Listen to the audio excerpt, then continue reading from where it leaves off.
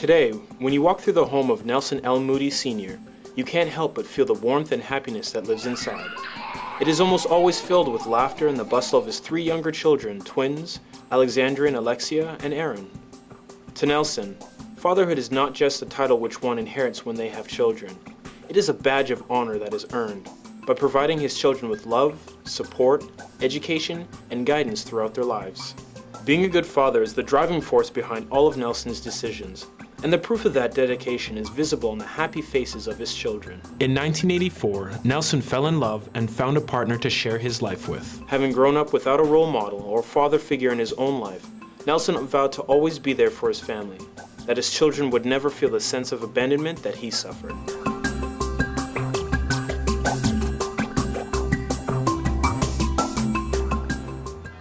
In 1985, Nelson fell in love and found a partner to share his life with. A year into their marriage, Nelson and his wife had a son. With the birth of Nelson L. Moody Jr., Nelson L. Sr. had a chance to be the father he never had. In 1996, Nelson's idea of happiness began to crumble. His marriage had failed, and after seeing no other solution, on July 1st, 1996, Nelson L. Moody Sr. filed for divorce with the Circuit Court of Maryland in Baltimore City. This decision would change the course of Nelson's life forever. The courts awarded Nelson joint custody, but Nelson didn't want to be a part-time father. Nelson set out to gain full custody. No easy task, since most courts have a maternal preference. As the divorce proceedings furthered and threat of Nelson obtaining full custody seemed inevitable, Nelson's wife, in a state of bitterness and anger, changed Nelson's life forever. With one word, his world fell dark. Child abuse. The nuclear weapon of a marital custody battle. And so began Nelson's battle to clear his name and fight for the right to raise his child. Allegations of child abuse are often created with the sole intention of swiftly obtaining child custody and higher maintenance payments. It is used to gain tactical advantage over the former spouse in the courtroom, and it works. Often with the accused losing visitation rights altogether. Nelson's fight for custody became an uphill battle. Although many teachers and friends within the community stood by his side, the accusation was held over him like a dark cloud. Unable to finance his legal team any longer, Nelson was forced to represent himself.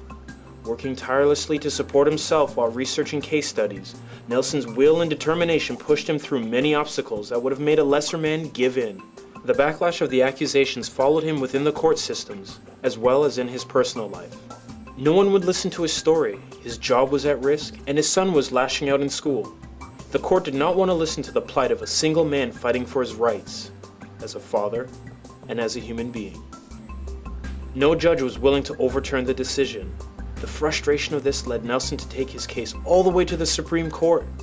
After years of struggle and hardship, when no one would listen and most turned their backs, Nelson's belief in himself carried him through till the end. Nelson was finally awarded joint custody of his son. The Goliath of the court system had been battled and lost. The experience has shaped Nelson's future and his passion for life. Nelson is the author of 4 publications: When a Judge Can't Judge, When a Judge Can't Judge Too, Men Are Loving and Caring Parents Too, and A Father's Self-Representation. Fathers are commonly the target of abuse allegations. Court attitudes must be altered to reflect the fact that children have an inalienable right to both parents.